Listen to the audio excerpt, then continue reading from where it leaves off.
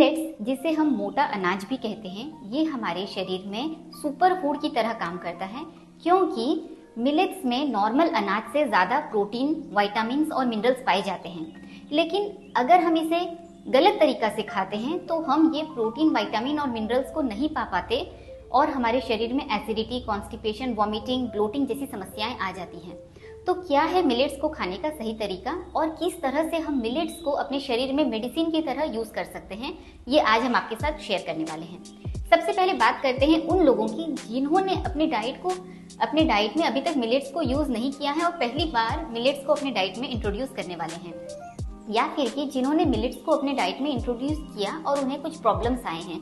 उन लोगों के लिए मिलेट्स को खाने का सबसे सही तरीका है उसको अम्ली बनाकर पहले अम्ली को अपने डाइट में इंक्लूड करें। अम्ली बनाने के लिए आपको मिलेट्स को लेना है, उसे 2 से 3 पानी में धो देना है और उसे सोक करके 8 से 10 घंटे के लिए छोड़ देना है। जब ये अच्छी तरह से सोक हो जाएं, फूल जाएं, तब आपको एक पैन में 8 टाइम्स वाटर लेना है, मतलब जितना आपने मिलेट्स लिया है उससे 8 टाइम्स ज़्यादा पानी लेना है। उसे बॉइलिंग करने के लिए छोड़ना है। जैसे वो बॉइलिंग हो जाए तब वो सोक्ड मिलेट्स उसमें ऐड कर देना है और 15 से 20 मिनट के लिए पकने देना है।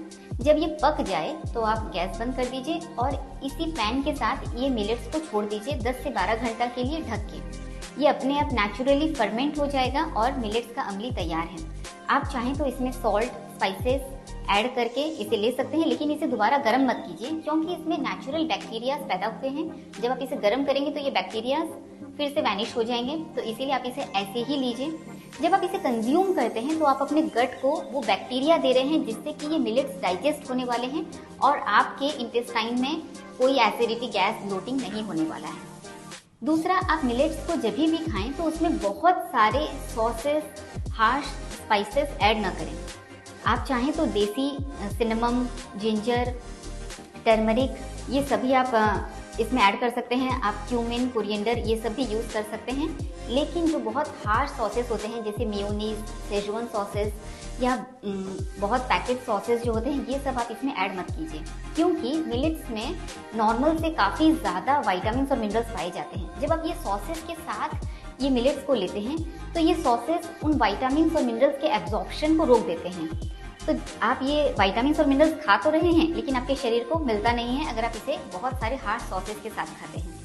तीसरा, आप मिलेट्स को जब भी खाएं तो आप इसे सिर्फ सोक्ड फॉर्म में खाएं। जब आप मिलेट्स को सोक करते हैं तो उसमें जो फाइटेट्स होता है वो डिसॉल्व हो जाता है।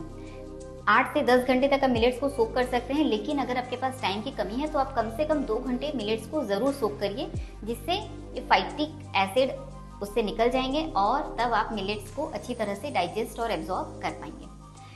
चौथा, मिलेट्स में लाइसिन कम होता है। लाइसिन एक अमाइनो एसिड है जिसे बैलेंस करने के लिए आप मिलेट्स में दाल भी ऐड कर सकते हैं क्योंकि दाल में नेचुरली लाइसिन ज़्यादा पाया जाता है।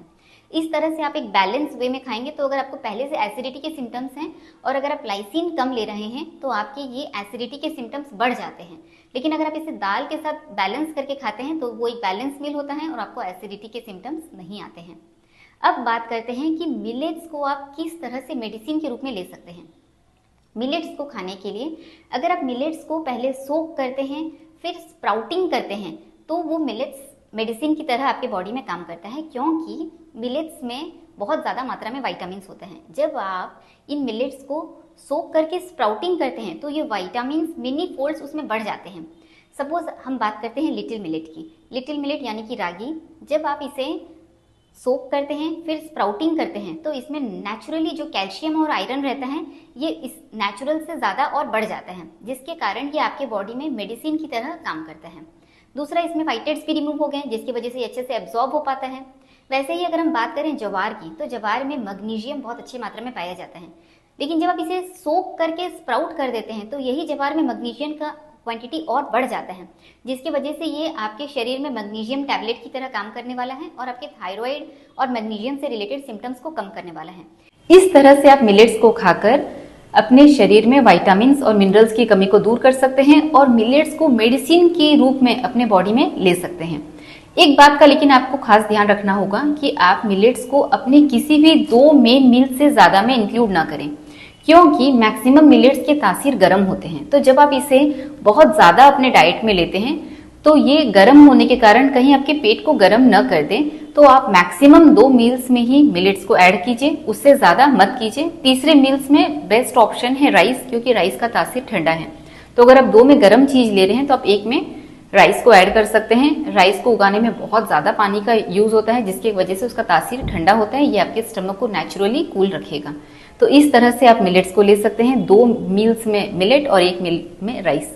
आप इस तरह से मिलेट्स को कंज्यूम कर सकते हैं। Thank you for listening. नमस्कार।